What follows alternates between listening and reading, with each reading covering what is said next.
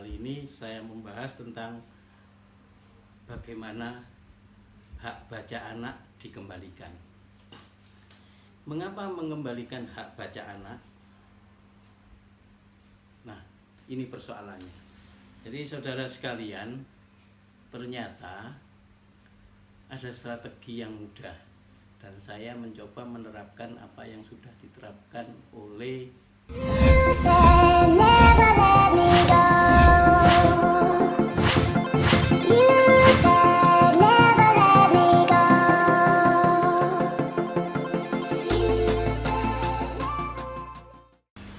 Assalamualaikum warahmatullahi wabarakatuh.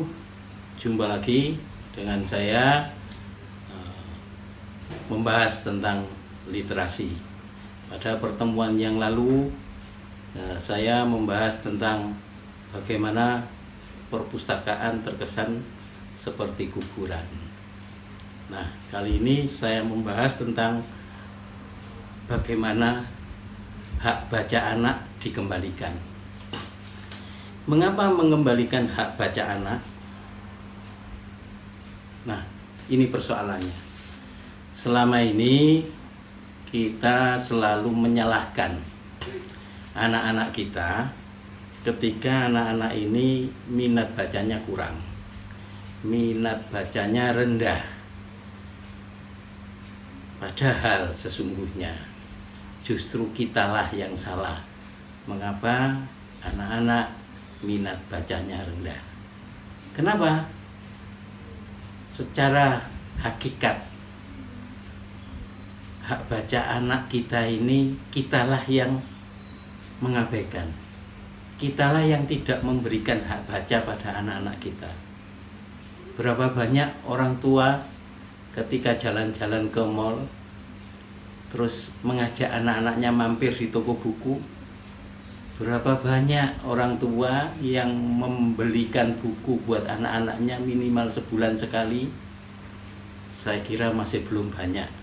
Tidak semua orang tua memberi kesempatan anak-anak untuk tertarik pada buku. Nah, artinya apa? Kita selalu melimpahkan kesalahan itu pada anak ketika anak minat bacanya kurang. Oke, fakta menunjukkan bahwa hak baca anak itu diabaikan, dibelenggu, baik itu di rumah atau di sekolah, adalah seperti yang saya ilustrasikan awal tadi, bahwa ternyata tidak banyak rumah-rumah yang menyediakan rak-rak untuk buku agar anak-anak tertarik untuk membaca dari buku-buku yang disediakan oleh orang tuanya. Di sekolah pun demikian, tidak banyak sudut-sudut baca di ruang-ruang kelas. Bahkan perpustakaan pun seperti yang saya sampaikan pada pertemuan yang lalu, itu tidak berdaya, tidak berkembang, dan tidak punya daya tarik untuk mengajak anak-anak masuk ke perpustakaan. Nah, kemudian solusinya apa? Sesungguhnya saya sudah melakukan praktek di beberapa anak, di beberapa perpustakaan desa dan perpustakaan sekolah, terutama sekolah-sekolah di tingkat dasar SD atau SMP. Jadi saudara sekalian, ternyata ada strategi yang mudah dan saya mencoba menerapkan apa yang sudah diterapkan oleh versinya room to read atau dalam bahasa Indonesia rumah baca. Room to read ini didirikan oleh John Wood, berangkat dari Prancis, informasi dari 125 negara yang menggunakan sistem level, sistem jenjang yang dilakukan oleh room to read, itu berhasil meningkatkan minat baca anak. Nah, apa sih strategi semacam apa sih dalam rangka mengembalikan hak baca anak tadi? Contohnya dimulai dari pemberdayaan perpustakaan, kemudian ditatalah buku-buku dengan menampakkan wajah buku. Nah, kemudian buku-buku ini dipilih disesuaikan dengan level dan jenjang anak-anak. Jadi satu misal begini, misalnya level ini supaya anak-anak itu tidak terjadi harga dirinya turun atau rendah diri, maka level ini tidak ditulis dengan angka. Misalnya kalau di tingkat dasar itu ada level 1 sampai 6. Itu tidak menggunakan angka, tapi menggunakan stiker dengan gambar binatang. Satu contoh misalnya untuk level 1 gambarnya kumbang. Nanti ada burung, meningkat lagi rusa, singa, sampai mungkin level terakhir gajah. Kita bisa menggunakan gambar-gambar binatang yang lucu untuk memisahkan level-level itu. Nah, seperti apa sih level itu? Jadi begini, ketika kita membuat sebuah buku, kemudian diperuntukkan untuk anak-anak kita.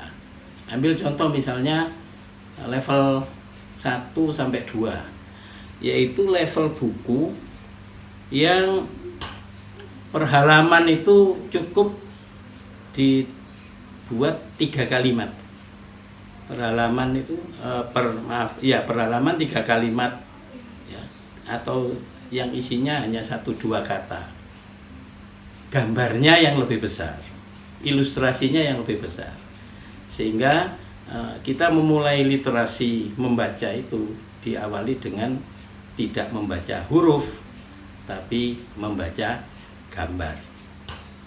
Nah, dengan gambar yang besar dan kalimat yang sedikit itu, anak akan lebih mudah tertarik untuk bisa memulai meningkatkan minat baca, tertarik pada buku, tertarik pada bacaan, tertarik pada kisah.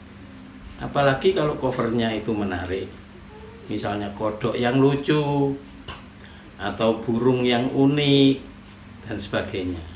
Ini akan menjadikan daya tarik dan anak-anak membuka buku itu.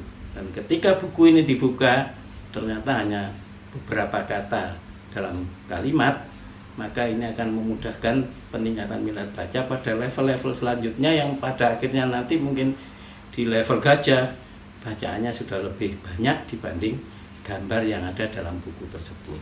Ini salah satu contoh strategi upaya peningkatan minat baca pada anak-anak. Nah, ini dilakukan secara berkesinambungan.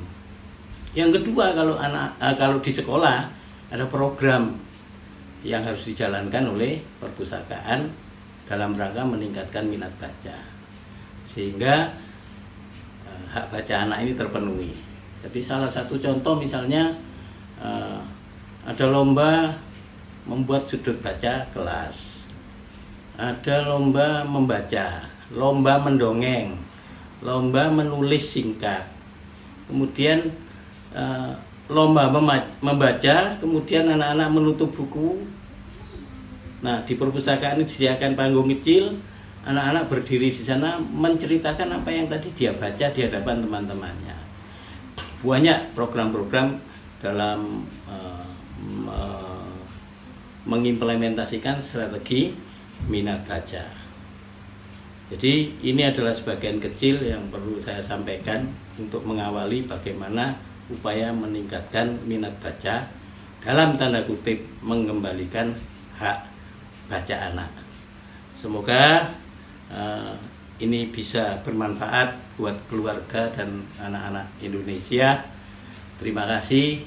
Wassalamualaikum warahmatullahi wabarakatuh. Salam budaya, salam literasi.